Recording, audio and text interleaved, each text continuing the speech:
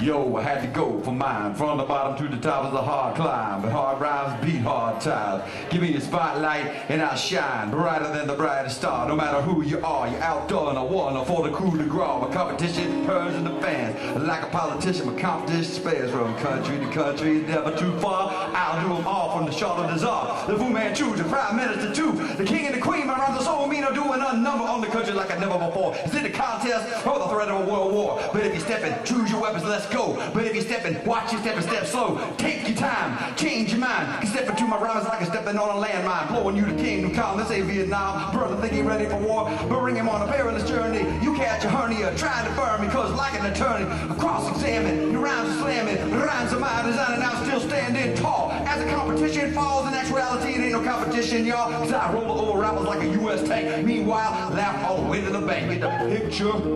Name that artist. No, that's Cool Mo D.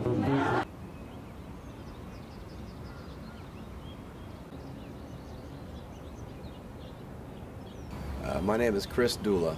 I have a PhD in clinical psychology. I'm also a licensed clinical psychologist, health service provider in the state of Tennessee.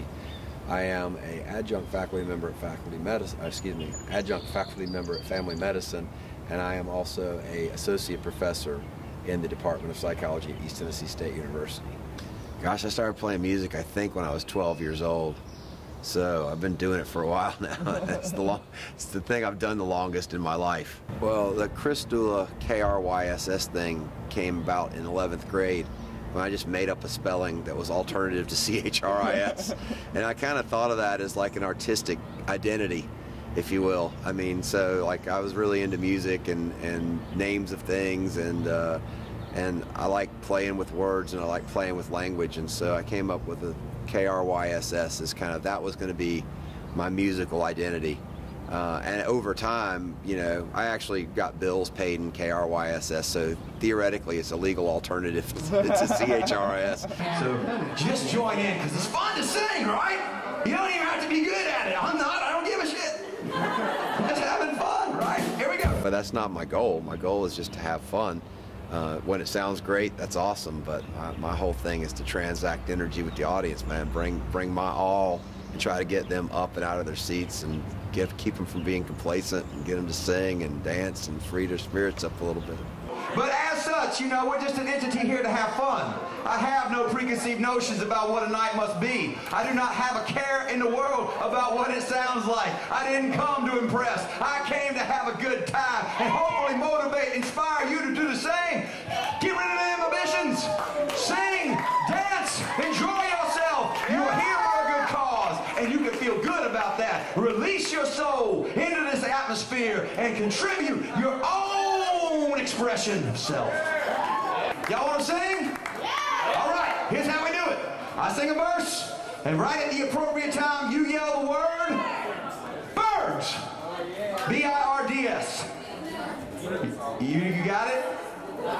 Birds, right. It's by the eels, not the eagles. The eels, they swim in the sea. That's a good segue into that too. Try to get them to yell, man. It's like screaming is good for you. It's good to scream.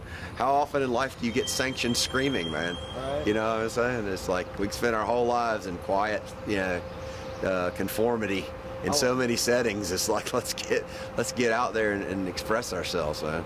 I can't look at the rocket launch trophy wives of the astronauts. I won't listen to their words, cause I like what? Oh yeah. Yeah, that's close, man. That's not it. Yeah, some of you did it, some of you didn't. And those who did, much appreciated from the heart, I swear. Some people need some social lubrication to get out of their inhibitions, right? They need a little bit of that ETOH, a little ethanol to get them going. But some of us gave that up long ago, and we just got this, right? So you don't want to pour gasoline on this fire. Let's do it, right? Ready, set! I can't look at the rocket launch, the trophy wives of the astronauts. I won't listen to their words, cause I like hey!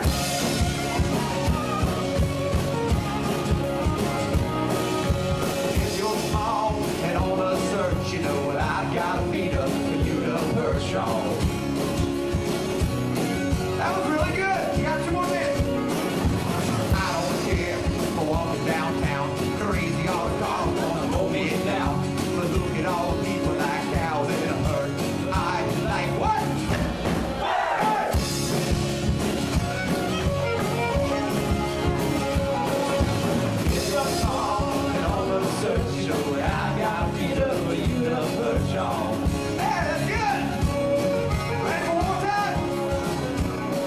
and I read it over, and then I read it into an MP3 recorder. And on my drive to Chattanooga, which is 4 hours, I listened to myself read it back to me. And when I went into that oral examination, they said, we're going to ask you random questions from a list that nobody's ever seen. Are you ready? I said, yes. Let us proceed. I don't remember the particular question the guy asked me at this one. It was the second or third question into it. He asked me a question, and I nailed it to the wall. Textbook response. And he looked up at me, and he's like, did you anticipate that we were going to ask you that question? Now, I didn't say this, but I'm thinking, what, are you calling me a cheater? You just told me that you're going to ask me questions from a list nobody's ever seen. You're going to pull them randomly. How could I possibly have anticipated that you were going to ask me that question? The way I look at it is like, you know, there's opportunities to do what you want in this world, but not many, right? Life is pretty hard, and you know, I was essentially a juvenile delinquent. I was a privileged white male in an upper middle class home. Nobody abused me. Nobody neglected me. My parents divorced and remarried a couple times each, and so I didn't really feel like very grounded, and I rebelled against really nothing, but I rebelled really hard against really nothing and became a delinquent essentially. You know, I degenerated into the lesser potentiality for myself, right? I mean, I didn't aspire to anything great. I just wanted to play music, drink, and, you know, smoke weed and get laid, and that seemed like the life for me. And you know, the rock and roll lifestyle had a lot of appeal, but that don't pay. Right? I didn't know that there was any way out, and so when I went to school, it was out of desperation, man, because I wasn't going to make money playing music. You know, I expressly made music with friends of mine that was non-commercial, and by definition, you're not going to make money with non-commercial music. Right. I wasn't that good at it anyway. I never got great at being a musician. I just loved it, you know, and so here I am kind of at a crossroads of realizing that what I do to make money is something that I hate, right? And what am I going to do to get out of this situation? And I didn't know, and I wound up in community college, and nobody reached out to tell me how to make a career, like how to build a job and a career that I would love. If I was Bill Gates money kind of person, I'd still do this for free, because it's an amazing opportunity for me to be able to share what I learned, what I got, and give back. And that's a privilege that you get only through the training that's available to you in education of a higher nature, and particularly graduate education. And that's why you want to do this well. It isn't that it makes you a better person, because it doesn't. There are a lot of people with PhDs, EdDs, MDs, all the Ds that aren't great people necessarily. There are a lot that are. But it doesn't make them a good person. But what it does is it opens doors. There are definitely people who don't like me. Right. And I know that objectively.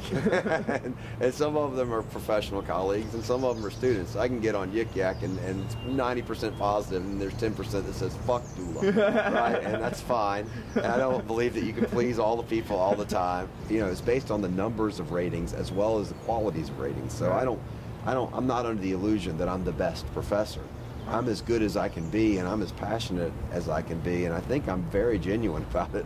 I guess the next question would be, why psychology?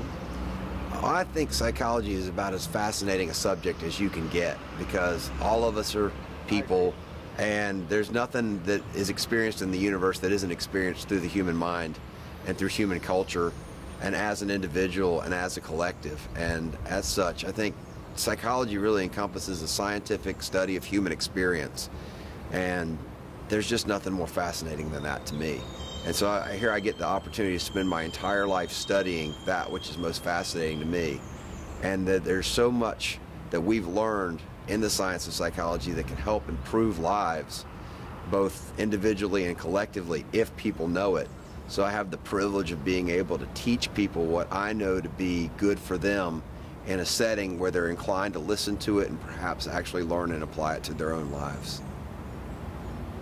I need the salary, right?